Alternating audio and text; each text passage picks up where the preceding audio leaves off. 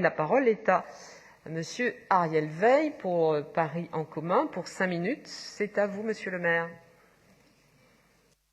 Merci beaucoup, chers collègues. Vous le savez, effectivement, depuis le mois dernier, une halte humanitaire s'est installée de manière temporaire dans l'ancienne mairie du 1er arrondissement. Elle y est installée aux côtés de plusieurs associations, aux côtés aussi d'autres activités comme le service des titres d'identité. Cette halte, c'est le fruit d'une coopération étroite entre les élus, entre les services publics, municipaux et entre les associations qui se sont engagées pour construire un projet social de grande qualité. Mais cet accueil n'est pas uniquement social. Il n'y a pas, j'entends qu'on voudrait distinguer ici la culture du social, l'associatif de l'institutionnel, le local du tout parisien.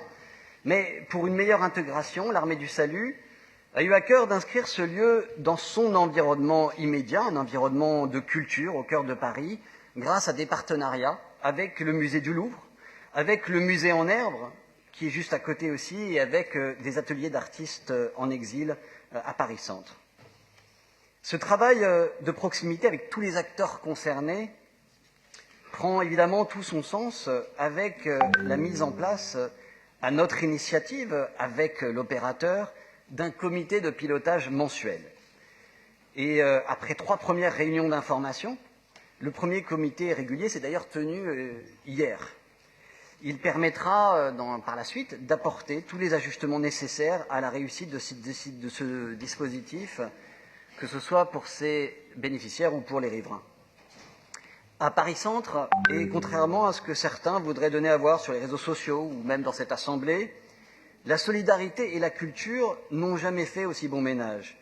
Et d'ailleurs, nous sommes fiers de la multiplication cette année de dispositifs de solidarité à disposition des plus vulnérables, les femmes sans abri, victimes de violences, réfugiés, qui se font dans des lieux qui combinent la culture et le social, et l'associatif. Des associations locales, par exemple, comme Réseau chrétien immigré, qui donnait déjà des cours de langue française dans la mairie du 4e arrondissement, ou Emmaüs Connect, auparavant installé dans la mairie du 3e arrondissement, et qui permet un accès au numérique à ceux qui en sont éloignés, ont d'ailleurs pu être réimplantés dans la mairie du 1er pour la première et la mairie du 2e pour la seconde.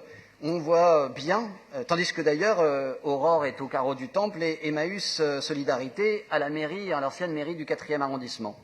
On voit donc là bien tout l'intérêt de ce regroupement des 4 premiers arrondissements de Paris et de notamment cette réaffectation bâtimentaire, si je puis m'exprimer ainsi, qui permet de créer des nouveaux services publics, des nouveaux pôles et un réseau d'associations de solidarité à l'échelle de Paris-Centre. J'en profite pour saluer d'ailleurs toutes ces associations qui créent des véritables parcours d'insertion et d'intégration qui vont bien au-delà du simple accueil social. Et puis pour conclure, j'ai eu l'occasion de le dire à plusieurs reprises, au centre de Paris, c'est l'histoire même du cœur de Paris qu'on honore avec de tels dispositifs. Vous le savez, Paris-Centre a toujours été, ou le centre de Paris, Paris-Centre a toujours été un quartier d'accueil pour des populations qui fuyaient leur pays d'origine. Et le maire du 1er arrondissement, le dernier maire du 1er arrondissement, Jean-François Le Garret, avait lui-même appelé de ses vœux la création d'un lieu de solidarité dans son ancienne mairie. C'est ce que nous avons porté tout au long de la campagne municipale, et je me réjouis aujourd'hui de voir se conforter la vocation solidaire de nos quartiers par l'installation d'un tel dispositif. Je vous remercie.